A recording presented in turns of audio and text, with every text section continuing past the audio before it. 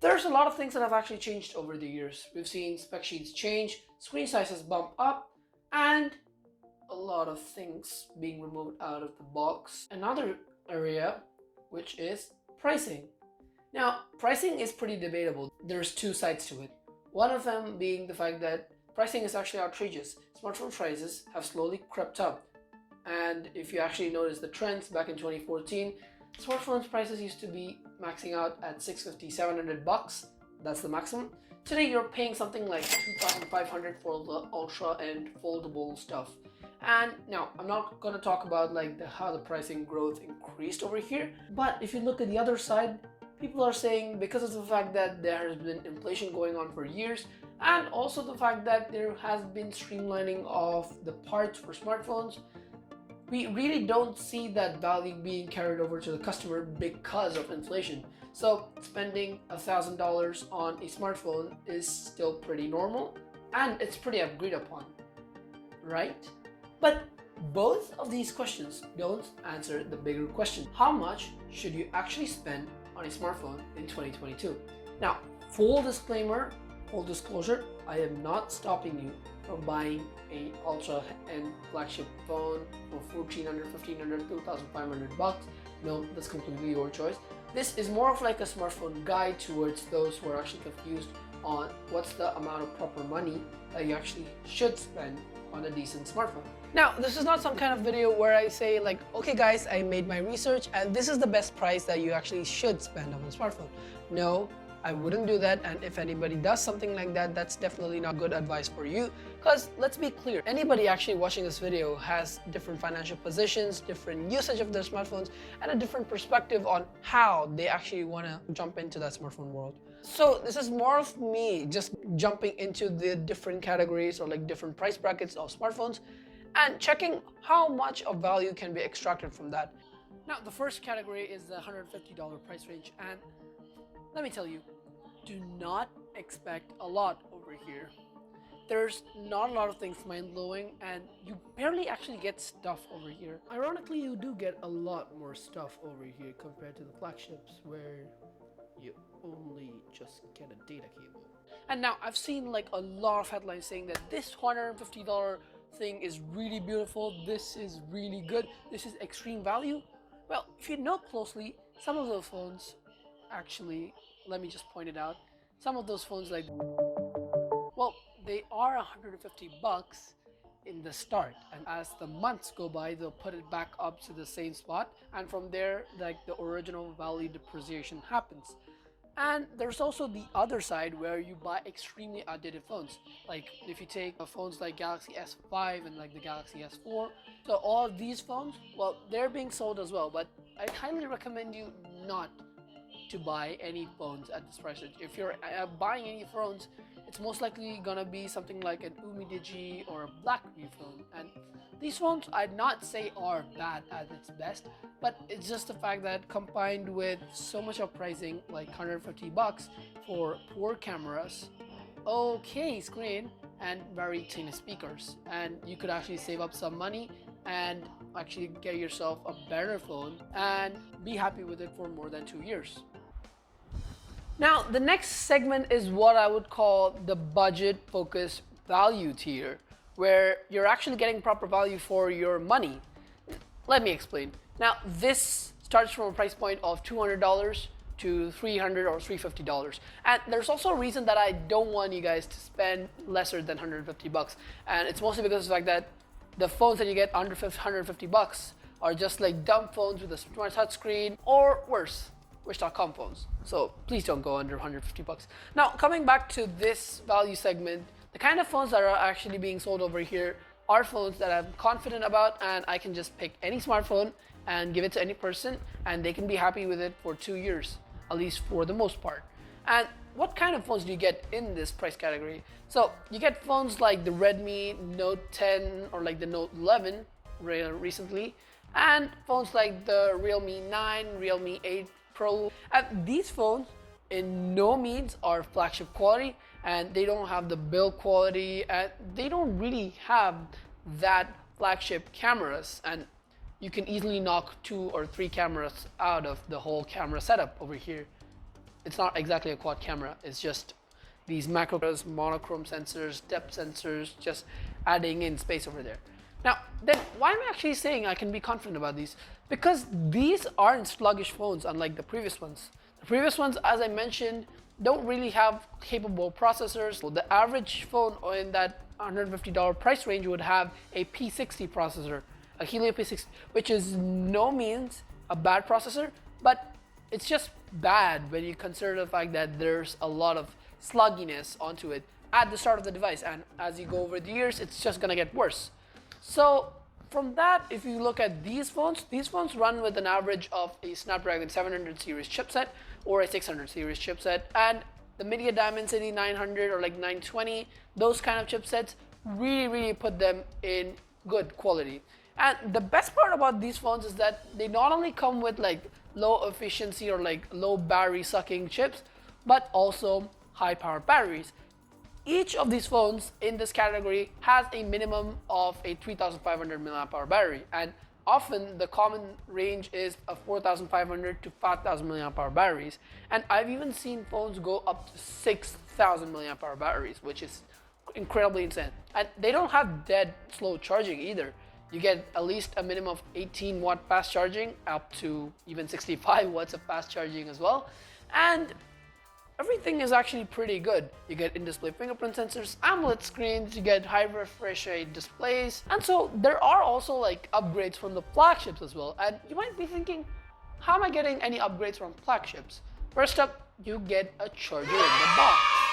Yes, you do not get a charger in the box for the flagships, but for these, you do.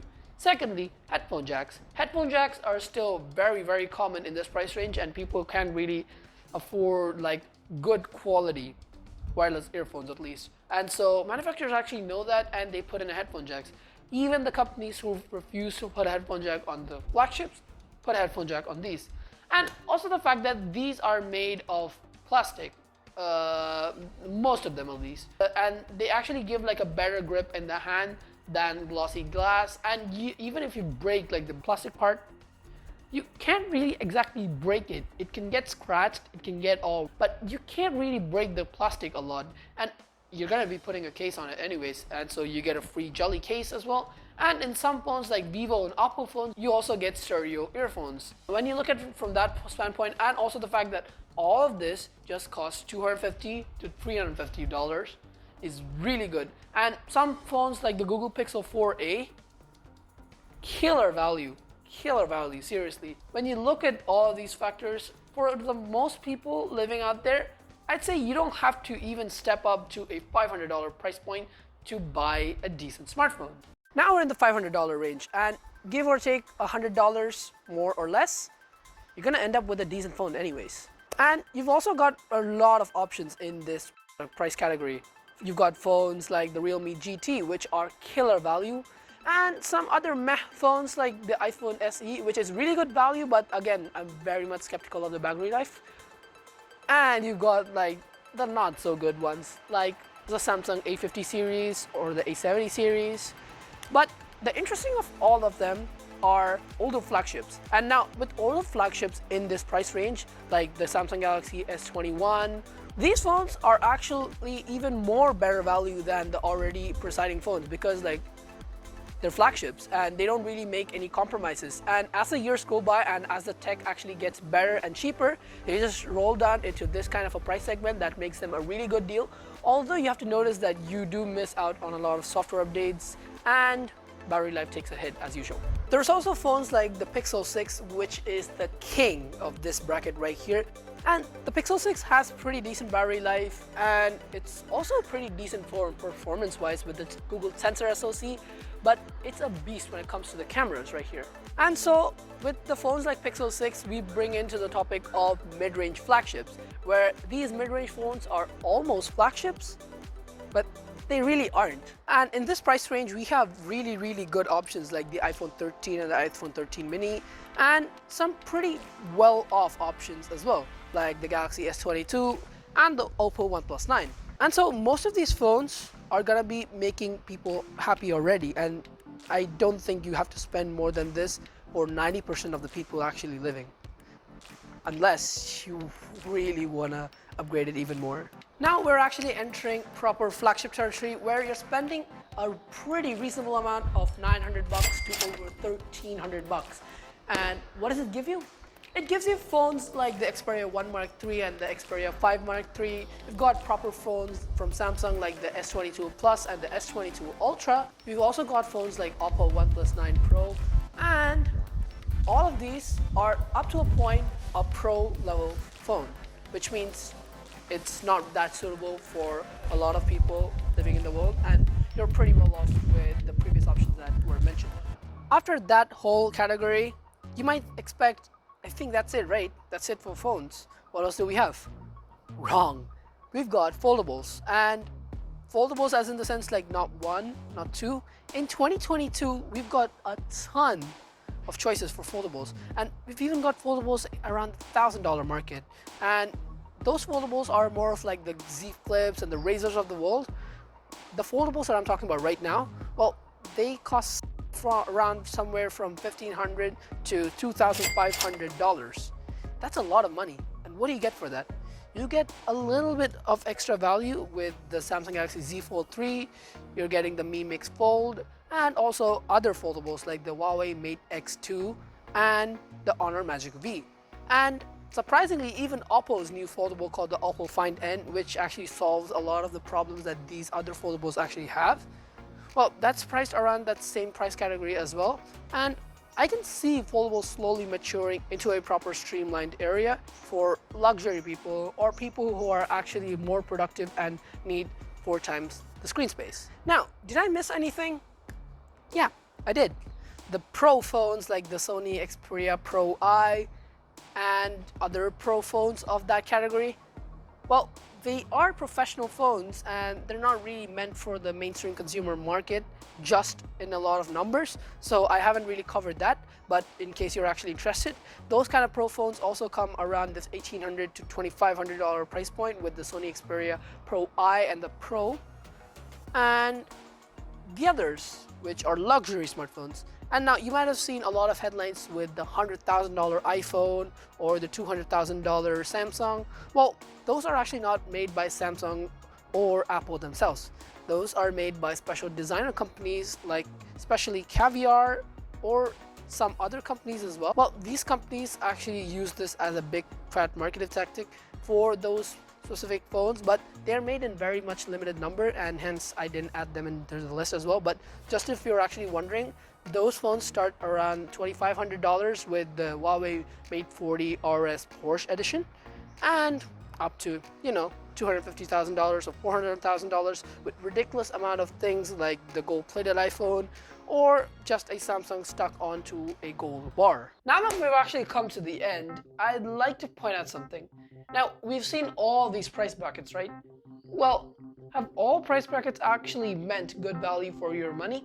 Well, not really, and there is a reason for it. Now, if you take computers for example, you pretty much don't have a limit because of the fact that it's more or less like built by you. You can pick how many ever parts you want. And you can say the same thing for smartphones as well, except that we don't build it. It's more of the fact that we have just too many choices. But the problem right over here is that they're not being built by us, so we don't really like extract the most value or like extract what we actually want. From that perspective, it's not really clear on what's the best price. I hope this video has actually like guided you guys into like what's the best pricing for you guys.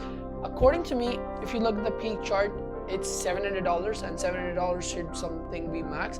And with devices like the Pixel 6 starting at $600, the market just got a lot competitive. And so I'd like to end it over here. Thank you guys for watching this video. And if you guys like this video, do comment and subscribe, and I'll catch you guys in the next video. Until then, this is yours truly,